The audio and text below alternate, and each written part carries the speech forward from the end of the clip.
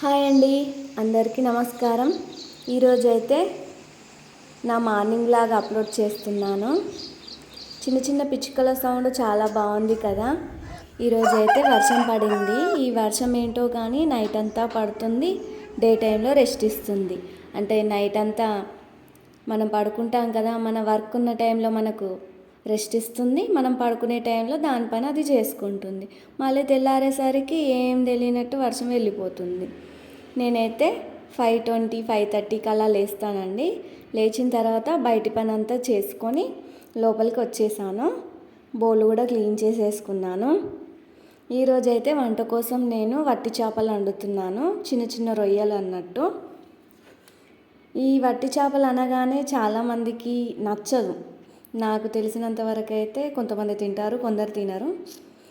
తినని వాళ్ళు ఎందుకు తినారో నాకు తెలియదు, కానీ నేను మా ఇంట్లో వాళ్ళు అయితే బాగానే తింటాం. నచ్చుతాయి, అందరికీ నచ్చుతాయి. అంటే స్మెల్ వల్ల నచ్చదో ఏమో తెలియదు, కానీ కోసేపే ఉంటుంది ఆ స్మెల్. అయిన తర్వాత వండుకున్న తర్వాత మాత్రం బాగుంటుంది. టమాటాలో వేసుకున్న అయినా ఇలా ఉల్లిగడ్డలలో వేసుకొని కొద్దిగా చింతపులుసు పోసుకున్నా కూడా చాలా బాగుంటుంది. నేనైతే ఇవాళ ఉల్లిగడ్డలు వేసుకొని అలాగే కొద్దిగా చింతపండు రసం వేసి చేస్తున్నాను. ఎందుకంటే మనం తింటేనే కదా మనతో పాటు మన పిల్లలు కూడా తినేది. అందుకే మేము తింటాం, మా పిల్లలకు కూడా అన్నీ అలవాటు చేస్తున్నాం. వాళ్ళు కూడా ఇష్టంగానే తింటారు. ఇదేంటి అదేంటి అన్నట్టుగా కాకుండా అన్ని కూరగాయలైనా నాన్ వెజ్ అయినా సరే అన్నీ ఇష్టంగానే తింటారు. ఎందుకంటే ఇప్పటి నుండే వాళ్ళకి అన్నీ అలవాటు చేయాలి. ఎందుకంటే రాను రాను వాళ్ళు పెరిగిన కొద్దీ వాళ్ళు ఇష్టంగా తింటారో తినరో కదా. అందుకే ఇప్పటి నుండే అన్నీ తినిపిస్తూ ఉంటే పెరిగిన తర్వాత వాళ్ళ ఇష్టం. ఇప్పుడు అన్నీ తింటున్నాం కదా అని చెప్పేసి పెరిగిన తర్వాత కూడా దేన్ని చూసినా కూడా చీ అనకుండా అన్నీ తినేస్తారు. నాకు కూరగాయలు కట్ చేయడం అంటే చాలా ఇష్టం. కటింగ్ వరకు అయితే ఇష్టంగా చేస్తాను. ఈ ఆనియన్స్ కూడా కొన్ని రెడ్ ఆనియన్స్, కొంతమంది వైట్ ఆనియన్స్ అని చెప్పేసి యూజ్ చేస్తారు. ఏవైనా ఆనియన్సే కదా, కానీ నేను ఎక్కువగా యూజ్ చేసేటివి మాత్రం రెడ్డే. ఫ్లేవర్ బాగా అనిపిస్తుంది, ఘాటు ఎక్కువగా ఉంటుంది రెడ్ ఆనియన్స్లో. కర్రీ చేయడానికైతే నేను ఈ బగోన్లో ప్రిపేర్ చేస్తున్నాను. ఫస్ట్ అయితే కొద్దిగా నూనె పోసుకోవాలి. ఈ గ్యాస్ ఏంటో కానీ ఆ బర్నర్ ఉంది కదా, గ్యాస్ నిండుగా ఉన్నప్పుడేమో మంచిగా ఉంటున్నాయి గిన్నెలు. అదే గ్యాస్ అయిపోతుంది అనే టైంకి మొత్తం బ్లాక్గా అయిపోతున్నాయి గిన్నెలు, మొత్తం పొయ్యి పైన వండేసుకున్నట్టుగా అవుతున్నాయి. ఈ నూనె కాగిన తర్వాత కొద్దిగా జీలకర్ర వేసాను. అది వేయగానే మళ్ళీ ఉల్లిగడ్డ ముక్కలు, మనం ఇందాక కట్ చేసుకున్న ఆనియన్స్ ఉన్నాయి కదా, అవి కూడా వేసుకొని మంచిగా కలుపుకోవాలి. ఈ ఉల్లిగడ్డ ముక్కలు తొందరగా ఉడకడానికి సాల్ట్ వెంటనే యాడ్ చేయకుండా కొంచెం ఆయిల్లో ఫ్రై అయిన తర్వాత సాల్ట్ యాడ్ చేసుకోవాలి. ఎందుకంటే ఉల్లిగడ్డలోని ఫ్లేవర్ ఉంటుంది కదా, పచ్చి పచ్చి వాసన వచ్చినట్టుగా అవుతుంది. అదంతా ఆయిల్లో ఫ్రై అయ్యి వెళ్ళిపోతుంది. ఇప్పుడు నేను ఈ చిన్నవి వట్టి చేపలు ఉన్నాయి కదా, ఈ వట్టి చేపల్లో పెద్ద టాస్క్ ఏంటిదంటే వాటి తలలు చించేయడం. నేనైతే ముందే అన్నిటికీ చిన్న చిన్న తలలన్నీ చించేసి పెట్టుకున్నాను.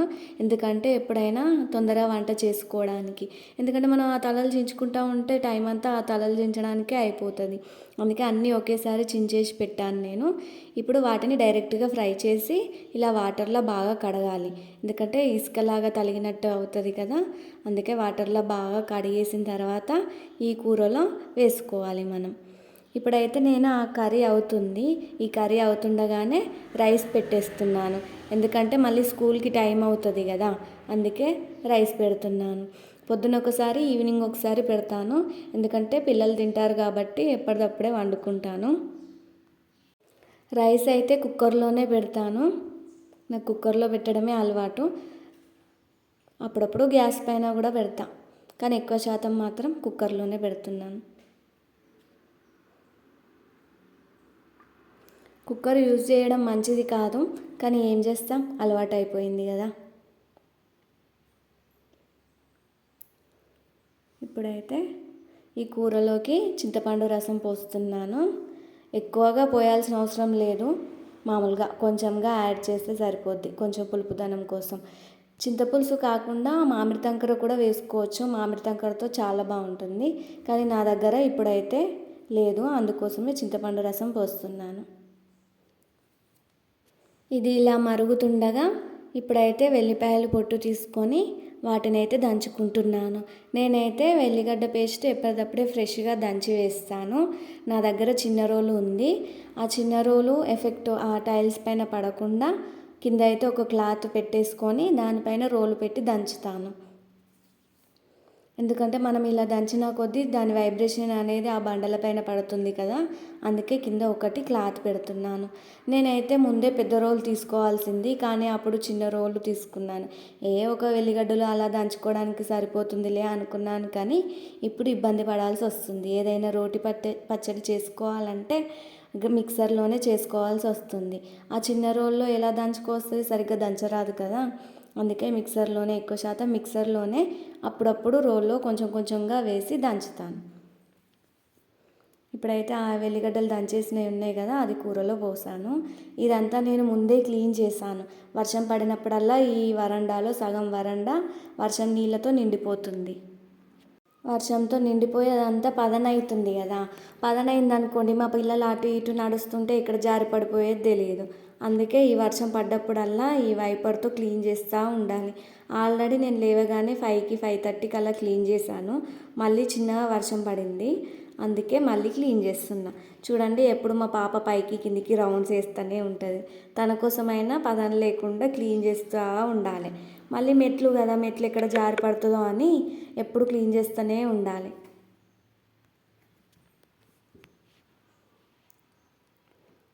ఇదంతా వైపర్తో క్లీన్ చేసిన తర్వాత మళ్ళీ ఒకసారి మాప్తో తుడిచేస్తున్నా. ఎందుకంటే ఎక్కడ చిన్న పదనున్నా కానీ భయం, మళ్ళీ ఎక్కడ పడిపోతారో అని. పిల్లలు ఉన్నప్పుడు జాగ్రత్తగా ఉండాలి కదా, అందుకే ఎప్పటికప్పుడు క్లీన్ చేస్తూనే ఉంటా. ఎందుకంటే కొద్దిగా నీళ్ళ చుక్కలు ఉన్నా కానీ వట్టిగానే స్లిప్ అయిపోతారు కదా, అందుకే ఎప్పటికప్పుడు తుడుచుకుంటూనే ఉంటా. ఇలా వైపర్తో నీళ్ళన్నీ కొట్టేసి తర్వాత మాప్తో అంతా తుడిచేసిన భయం, ఎందుకంటే మళ్ళీ ఎక్కడ పదనం మిగిలిపోతుందో అని. అందుకే మళ్ళీ ఫ్యాన్ వేసి అంతా ఆరబెట్టేస్తున్నాను ఫ్లోర్ అంతా. మా చిన్న పాప అయితే నాతోనే లేస్తుంది. నేను లేవగానే నా వెనకాలనే లేచి వస్తుంది.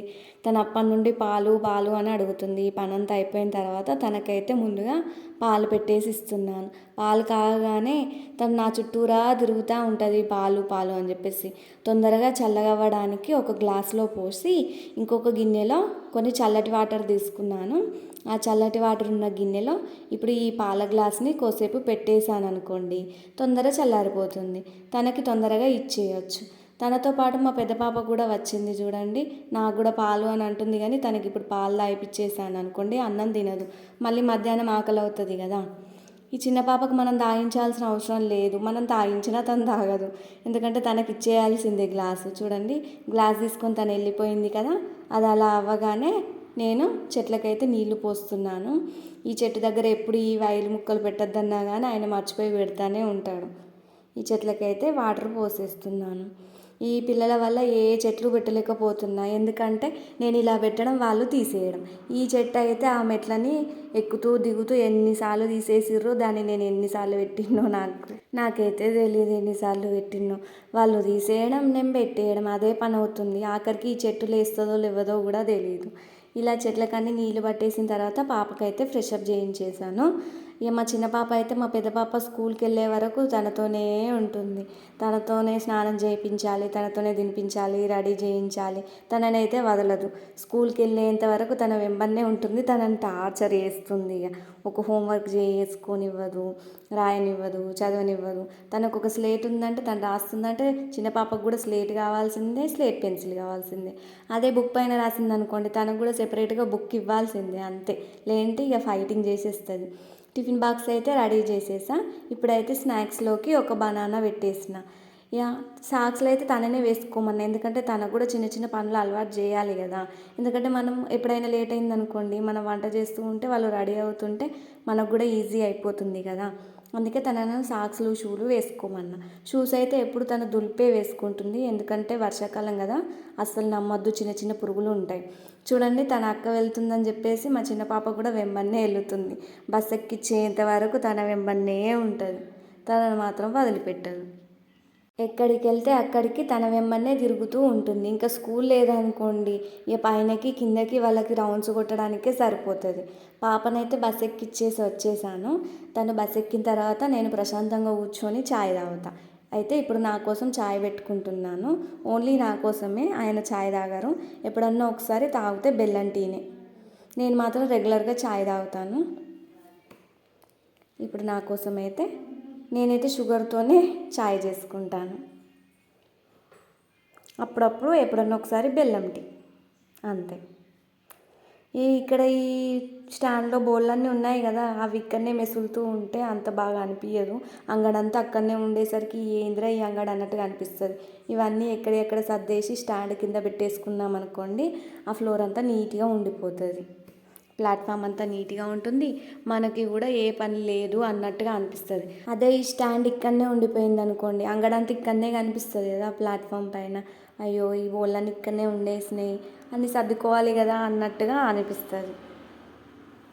ఈ ప్లాట్ఫామ్ పైన ఈ బోళ్ళ స్టాండ్ ఉంటే అంత చిరాకుగా ఎటు మెసల రాకుండా ఉన్నట్టుగా ఉంటుంది. ఏ పని చేయాలన్నా కొంచెం టైట్గా ఉంటుంది కదా. ముందే సర్దేసుకోవచ్చు, కానీ నీళ్ళన్నీ నడవాలి కదా అని చెప్పేసి అక్కడనే పెట్టేసిన. ఇప్పుడు మళ్ళీ ఎట్లాగో బోళ్ళు పడతాయి, అన్ని పని అంతా అయిపోయిన తర్వాత మళ్ళీ బోళ్ళు పడతాయి, కానీ ఫస్ట్ అయితే ఇందులో ఉన్నాయి సర్దుకోవాలి కదా. ఆ బోళ్ళన్నీ సర్దేసిన తర్వాత నేనైతే కూర్చొని టీ తాగేసి స్నానం చేసేసి ఫ్రెష్ అప్ అయిపోయాను. తర్వాత ఎట్లాగో మళ్ళీ బట్టల డ్యూటీ ఉంటుంది కదా, ఆ బట్టలన్నీ పిండేసుకోవాలబ్బా. మళ్ళీ ఇవన్నీ పిండేసుకొని మళ్ళీ పైనకి వెళ్ళేసి బట్టలన్నీ ఆరేసి రావాలి. పైనకి కిందకి రౌండ్స్ కొట్టుకుంటానే ఉండాలి డే అంతా. ఫాస్ట్గా బట్టలు అయితే పిండేస్తున్నా, ఎందుకంటే నాకు నెక్స్ట్ ఇంకో పని ఉంది కదా. అమ్మ వాళ్ళ ఇంటి దగ్గర నుండి అయితే పెసర్లు తీసుకొచ్చుకున్నా. ఆ పెసర్లని ఈరోజు విసురుకోవాలి, అంటే పెసరపప్పు చేసుకోవాలన్నట్టు. ఈ పప్పులన్నీ ఫస్ట్ ఏం చేయాలంటే మూకుల్లో వేసుకొని మంచిగా ఫ్రై చేసుకోవాలి, ఎందుకంటే పచ్చిగా ఉంటాయి కదా. ఒకసారి ఫ్రై చేసుకున్న తర్వాత విసురుకుంటే పప్పు బాగుంటుంది. ఇలా ఈ పప్పు వేంపుతూ ఉంటే ఈ స్మెల్కి వట్టి పప్పే బుక్కేయాలన్నట్టుగా ఉంది. ఈ పప్పు అయితే అంతా విసురుకోవాలి. మా ఇంట్లో అయితే చిన్న విసుర్రవుతుంది, అత్తమ్మ తీసుకుంది. ఆ విసుర్రవుతులో కొంచెంగా పప్పు పోసుకొని ఈ పప్పు అయితే విసురుతున్నా. అంతేనండి. ఈరోజు అయితే నా మార్నింగ్ వ్లాగ్ మీకు అందరికీ నచ్చుతుంది అని అనుకుంటున్నాను. నచ్చినట్టయితే లైక్ చేసి సబ్స్క్రైబ్ చేయండి, అలాగే షేర్ కూడా చేయండి. Thank you for watching. నచ్చితే లైక్ కొట్టండి.